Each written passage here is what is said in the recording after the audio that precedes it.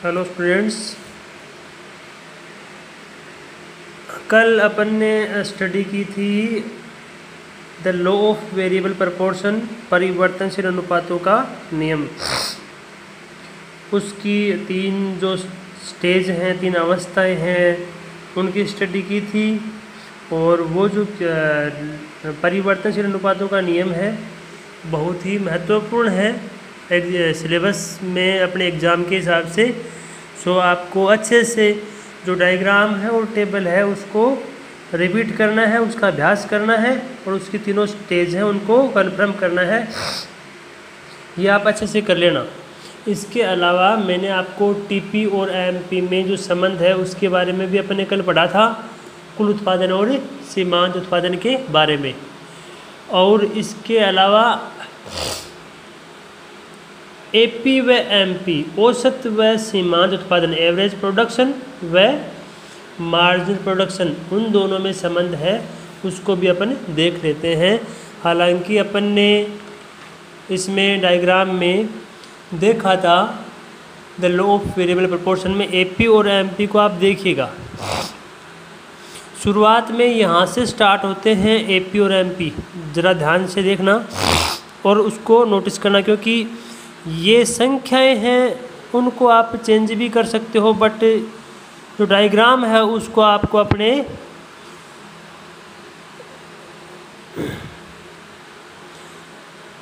Mind में fit करना है। आप बिना संख्याओं के भी अपन इसको बना सकते हैं। जैसे देखो ये बनाया हुआ है, संख्याओं का यूज नहीं किया हुआ है, इसमें बिना संख्याओं के बनाया हुआ है। तो बस आपको ध्यान ये रखना पड़ेगा कि अपन एक्स अक्ष पर तो क्या लेंगे और वाई अक्ष पर क्या लेते हैं, और एक्चुअल में उनका जो जिस चीज़ का डायग्राम बना रहे हैं वो चीज़ है क्या, ये अपने को पता होना चाहिए। तो यहाँ पर आप देखिएगा इस डायग्राम में शुरुआत में दोनों बढ़ रहे हैं, एपी भी बढ़ रहा है और एमपी भी बढ़ रहा है। इस बिंदु से लेकर के यहाँ तक एपी लगातार बढ़ रहा है। ये जो पॉइंट है वो एपी का अधिकतम बिंदु आ गया। तो आप पहली जो नोट करने वाली बात वो ये है कि जब तक एपी बढ़ता है तब तक एमपी है वो उससे ऊपर है या नीचे है। ये है एमपी, जहाँ से लेकर यहाँ तक एपी बढ़ रहा है। जब तक एपी बढ़ रहा है तब तक एमपी उससे ऊपर है। तो एपी और एमपी में संबंध वाली जो पहला पॉइंट है वो ये हो गया कि जब औसत उत्पादन में वृद्धि होती है तब सीमांत उत्पादन उससे अधिक होता है। देखो एमपी ऊपर है, एमपी ऊपर होने का मतलब क्या है, एमपी एपी से क्या ज़्यादा है। तो जब औसत उत्पादन बढ़ता है तब सीमांत उत्पादन उससे अधिक होता है, पहला पॉइंट। दूसरा पॉइंट, एपी बढ़ते बढ़ते यहाँ पर अधिकतम हो गया है। जहाँ अधिकतम हुआ वहाँ पर एमपी ने उसको काटा है, मतलब जहाँ अधिकतम हुआ वहाँ पर एमपी उससे क्या हो गया, बराबर हो गया। टेबल में भी आप देख सकते हो एपी बढ़ते बढ़ते बढ़ते यहाँ पर अधिकतम हुआ और जहाँ अधिकतम हुआ है एपी वहाँ पर एमपी उससे क्या हो गया, बराबर हो गया है। तो दूसरी जो बात है याद करने वाली वो ये है कि जब औसत उत्पादन अधिकतम होता है, जब औसत उत्पादन अधिकतम होता है तब सीमांत उत्पादन उसके बराबर होता है। इस पॉइंट को देखो, ठीक है। दूसरा पॉइंट ये हो गया कि जब औसत उत्पादन अधिकतम होता है तब सीमांत उत्पादन उसके समान होता है, ठीक है। तीसरा पॉइंट ये है कि जब औसत उत्पादन घटता है, अब जब यहाँ से लेकर के फिर घटना स्टार्ट किया, तो जब ये घटता है तब एमपी उससे ऊपर नहीं बल्कि नीचे है। तीसरा पॉइंट बन गया कि जब औसत उत्पादन घटता है तब सीमांत उत्पादन उससे क्या होता है, कम होता है। अब एपी और एमपी की यही चीज़ अपन ने यहाँ नोट कर रखी है, एपी और एमपी की। और जो पॉइंट आपको मैंने बताए हैं वो देखिए, जब औसत उत्पादन बढ़ता है तब सीमांत उत्पादन उससे अधिक होता है। पहली वाली बात आ गई ना, देखो शुरुआत में जब औसत उत्पादन बढ़ता है तब सीमांत उत्पादन उससे अधिक होता है, ऊपर है। जब औसत उत्पादन अधिकतम होता है तब सीमांत उत्पादन उसके बराबर होता है। यहाँ पर जब अधिकतम है तब सीमांत उत्पादन से क्या है, बराबर है। जब औसत उत्पादन घटता है तब सीमांत उत्पादन उससे कम होता है। जब औसत उत्पादन घटता है तो सीमांत उत्पादन उससे एमपी वक्र उससे क्या है, नीचे है। यानी उससे क्या होता है, कम होता है। अब अगर इन दोनों को देखें तो एपी की तुलना में एमपी में ज़्यादा तेज़ी से परिवर्तन होते हैं। देखो तेज़ी से तो बढ़ रहा है ये, फिर तेज़ी से ही घट रहा है। मतलब एपी है वो धीमी गति से बढ़ रहा है, फिर धीमी गति से घट रहा है, परंतु एमपी तेज़ी से बढ़ता है और तेज़ी से गिरता है। तो चौथी पॉइंट अपन क्या लिख सकते हैं, सीमांत उत्पादन में औसत उत्पादन की तुलना में ज़्यादा तीव्र परिवर्तन होते हैं। मतलब एमपी में ज़्यादा तेज़ी से परिवर्तन होते हैं, किसकी तुलना में, औसत उत्पादन की तुलना में। और फिर इसका ये क्या बना दिया अपने, डायग्राम बना दिया है। और यहाँ पर अपना ये जो चैप्टर है कौन सा वाला, उत्पादन वाला है, वो कंप्लीट होता है। इसमें अपन ने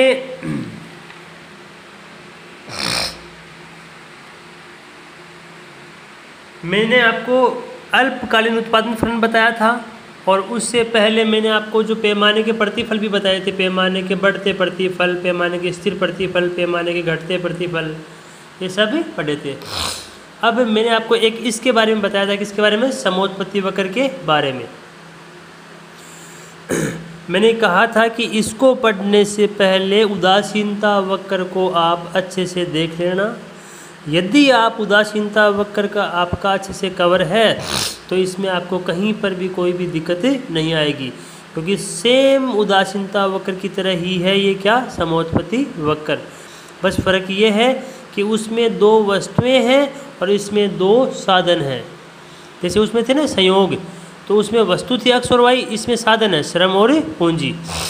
और बाकी वही है सेम प्रोसेस जो उसकी थी उदासीनता वक्र वाली थी, सेम प्रोसेस है ये।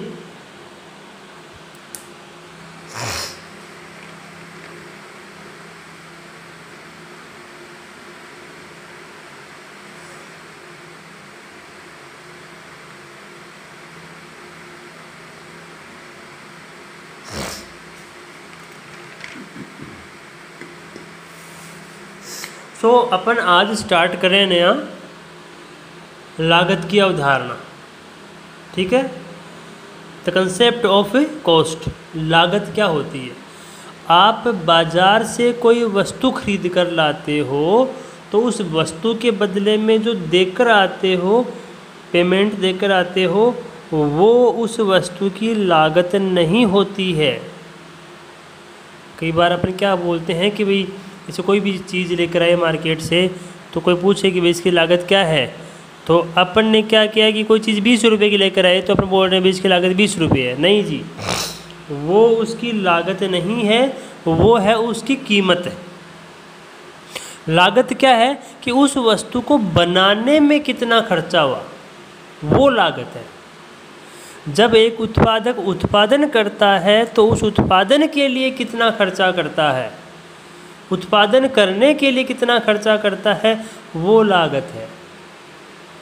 आप स्कूल में फीस देते हो, वो लागत नहीं है, वो तो आप जो सर्विस ले रहे हो उसकी कीमत है कि नहीं। स्कूल को अपने कार्य को चलाने के लिए जो खर्चा उठाना पड़ता है, वो खर्चा उसकी क्या है, लागत है।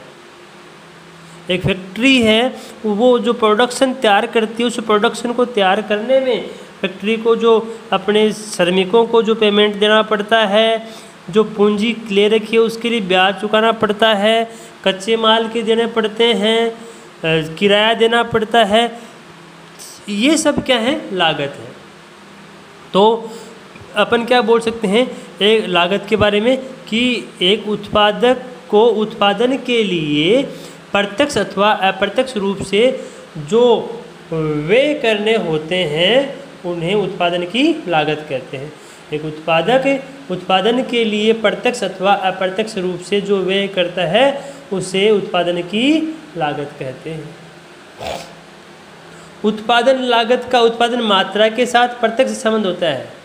मतलब उत्पादन जितना आप ज़्यादा करोगे लागत उतनी क्या आएगी, ज़्यादा आएगी। कम उत्पादन करोगे तो लागत क्या आएगी, कम आएगी। यानी उत्पादन की लागत का संबंध उत्पादन की मात्रा से सीधा होता है।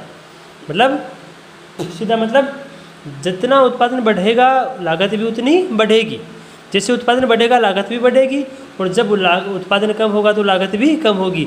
यानी उत्पादन की जो लागत है वो उत्पादन मात्रा पर निर्भर करती है। ठीक है, सो आपको लागत को डिफाइन करने में इसमें कोई प्रॉब्लम नहीं होनी चाहिए।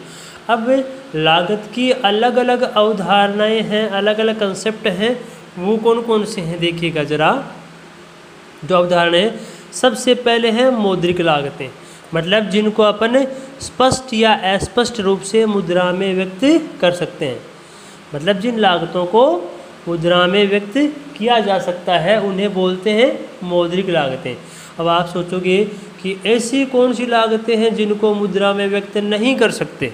भाई लागतें तो होती ही मुद्रा में ही हैं, लागतें तो होती ही मुद्रा में ही है, तो फिर ऐसी लागतें ही नहीं होती जिसको अपन मुद्रा में व्यक्त नहीं कर सकते, तो फिर सारी जो लागतें होती हैं वो मौद्रिक लागतें होती हैं? जी नहीं। एक उत्पादक है, वो उत्पादन करने के दौरान जो कष्ट और परेशानियों का सामना करता है, जो इंतज़ार करता है, उनका मूल्य नहीं चुकाया जा सकता, वो मुद्रा में काउंट नहीं होती हैं, इसलिए वो मौद्रिक लागतें नहीं हैं। आप सोचोगे ये कैसी बात हुई? यदि आप घर बैठे हो, आराम कर रहे हो, रेस्ट कर रहे हो, तो अगर आप एक फैक्ट्री खोलोगे तो आपको वो जो आराम कर रहे हो, जो रेस्ट कर रहे हो, उसको छोड़ना पड़ेगा, अगर आपको फैक्ट्री खोलनी है तो। और उसके अलावा दिमाग में दुनिया भर की टेंशन रहेगी, आपको बहुत सारी परेशानियों का सामना करना पड़ेगा, आपको इंतज़ार करना पड़ेगा। तो उत्पादन कर रहे हो तभी तो ये सब प्रॉब्लम हो रही है ना। अगर उत्पादन नहीं करते तो आराम करते, तो उत्पादन कर रहे हो तो बहुत सारी परेशानियां होंगी। अब ये परेशानियां ऐसी हैं जिनको अपन मुद्रा में नहीं व्यक्त कर सकते। जैसे आप अपनी फैक्ट्री खोलोगे तो आपने लेबर लिया, श्रमिक जो है काम पर लगाए, मजदूर काम पर लगाए, तो उनको खर्चा किया, वो लागत है, मुद्रा में व्यक्त हो गई भी। आपने कहीं से पैसे उठाए, उनका ब्याज चुकाया, वो लागत है। आपने जो भवन ले रखा उसका किराया चुकाया, वो क्या है? लागत है। परंतु आपको जो परेशानी हो रही है उस परेशानी का मूल्यांकन कैसे करोगे कि भाई मुझे इतने रुपए की परेशानी हुई, मुझे इतने रुपए का इंतज़ार करना पड़ा।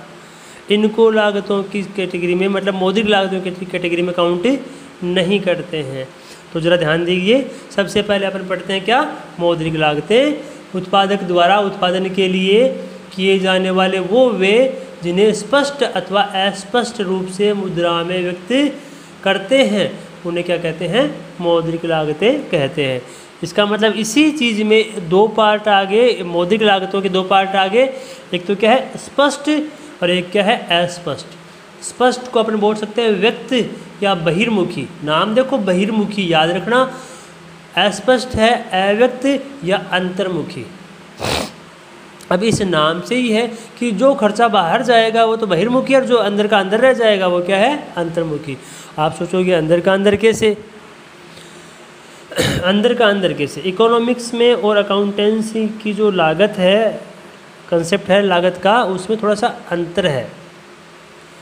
तो अकाउंट्स में क्या होता है कि अपन जब उत्पादन कार्य स्टार्ट करते हैं तो जो खर्चे करते हैं बाहर वाले लोगों को जो चुकाते हैं, कच्चे माल का मूल्य चुकाते हैं, मजदूरी चुकाते हैं, ब्याज चुकाते हैं, इन्हीं को लागत में कैटेगरी में शामिल करते हैं। ज़रा ध्यान देना, माना कि मेरे पास एक भवन है, मेरे पास एक भवन है जो मैंने किसी को किराए पर दे रखा है और मुझे किराए की एवज में 10,000 रुपये प्रति माह मिल रहे हैं। ध्यान दें, उस भवन के अलावा मेरे पास 1,00,000 रुपये हैं जो मैंने किसी को उधार दे रखे हैं। उस 1,00,000 रुपये के उधार की एवज में मुझे 5,000 रुपये प्रति महीने ब्याज मिल रहा है। कितने का? 1,00,000 रुपये का। सपोज कीजिए एक बार। तो इसका मतलब ये हुआ कि मेरे भवन और जो मेरे पास पैसा था उसके लिए मुझे 15,000 रुपये प्रति माह इनकम हो रही है। भाई भवन का किराया 10,000 रुपये और 5,000 रुपये मेरे 1,00,000 रुपये का, या जो मेरे पास 2,00,000 रुपये, 1,00,000 2,00,000 रुपये है, 2,00,000 सपोज कर लो कि मेरे पास 2,00,000 रुपये हैं और जिनका मुझे ब्याज कितना मिल रहा है? 5,000 रुपये प्रति माह मिल रहा है। तो 15,000 रुपये की मेरी अर्निंग हो गई मेरे इन साधनों से। किससे? भवन से और पूंजी से। अब ज़रा ध्यान दें कि अगर मैं अपना खुद का बिजनेस स्टार्ट करता हूं तो मुझे क्या करना पड़ेगा? उस एक भवन की ज़रूरत पड़ेगी क्योंकि मेरे पास भवन है वो मैंने किराए पर दे रखा है, तो उनसे मैंने खाली करवा लिया। ठीक है, खाली करवा लिया। तो अब जो मेरे पास 10,000 रुपये आ रहे थे किराए के, वो आना क्या हो गए, बंद हो गए। ये आना बंद किसकी वजह से हुए, मैंने अपना काम शुरू किया उसकी वजह से आना बंद हुए। अकाउंटेंसी में इसको काउंट नहीं करेंगे, परंतु इकोनॉमिक्स में इस चीज़ काउंट होगी।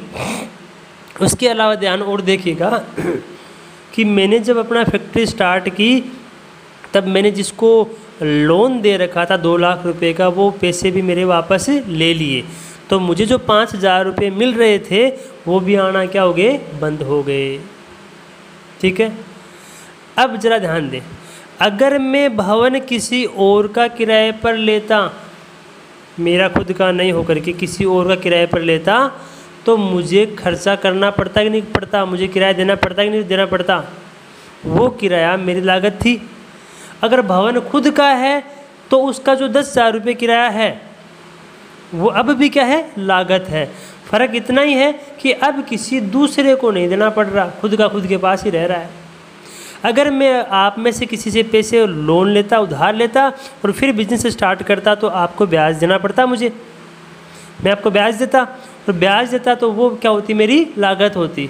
परंतु यदि पैसे मेरे खुद के ही हैं तो मुझे ब्याज किसी और को देना नहीं पड़ रहा है। परंतु इकोनॉमिक्स अब भी ये बताती है, क्योंकि देखो जब मैंने अपनी फैक्ट्री स्टार्ट नहीं की थी तब मेरे पास 15,000 रुपये आ रहे थे, 10,000 भवन के किराए के और 5,000 रुपये ब्याज के, और फैक्ट्री स्टार्ट किए तो मैंने वो 15,000 रुपये छोड़े हैं, 15,000 रुपये छोड़े हैं। इसका मतलब ये हुआ कि मेरी जो मंथली, मतलब ये जो भवन और पूंजी मंथली, इनकी 15,000 रुपये की मेरी लागत स्टार्ट हो गई है। लागत स्टार्ट कैसे, क्योंकि जो आ रहे थे वो बंद हो गए, बात इतनी है, बराबरी है। तो मेरी क्या हो गया, इतना मुझे नुकसान होने लग गया। नुकसान किसकी वजह से हो रहा है, क्योंकि मैंने अपना काम स्टार्ट किया है। तो जब आप बिज़नेस स्टार्ट करते हो तब क्या करते हो कि कुछ साधन तो आप बाहर से खरीदते हो और कुछ साधन आप खुद के पास से यूज करते हो। जब भी आप कोई फैक्ट्री स्टार्ट, कोई प्रोडक्शन कार्य स्टार्ट करोगे तो कुछ साधन आपको बाहर से खरीदने पड़ेंगे और कुछ साधन अंदर से आपके पास से मिल जाएंगे। जो साधन आप बाहर से खरीदोगे उनका पेमेंट बाहर करना पड़ेगा, दूसरों को देना पड़ेगा। वो तो है कौन सी लागत, स्पष्ट लागत या व्यक्ति या बहिर्मुखी लागत। और जो साधन आपने खुद के यूज किए हैं उनका पेमेंट बाहर नहीं जाएगा, खुद का खुद के पास ही रह जाएगा, वो है अंतर्मुखी या अव्यक्त लागतें। ज़रा इसको पढ़ लीजिएगा अच्छे से।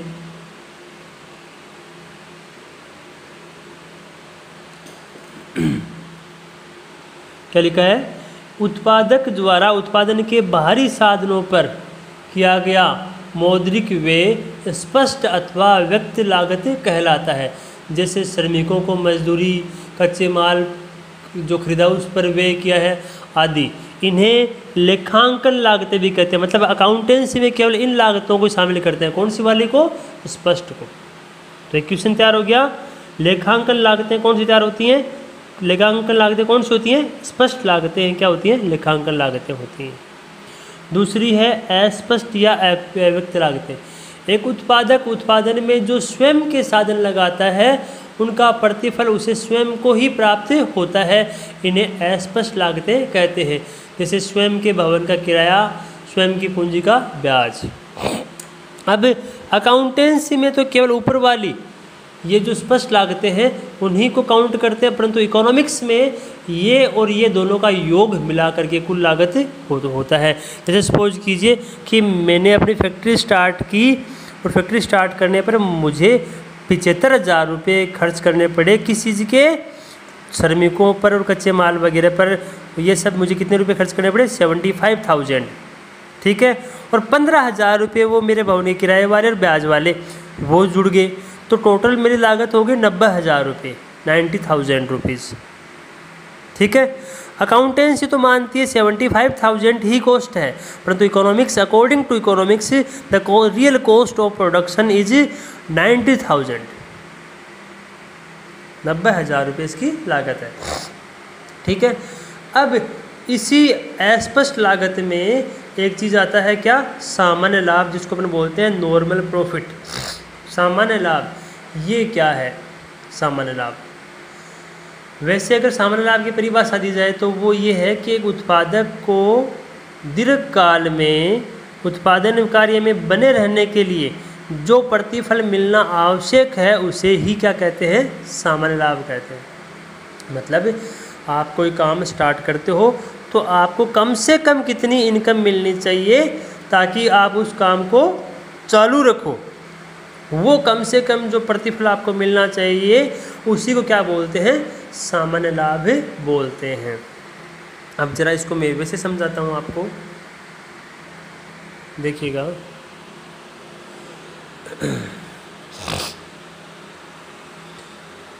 मैंने अपना भवन यूज किया फैक्ट्री में तो 10,000 रुपये मेरा जो किराया था वो बंद हो गया।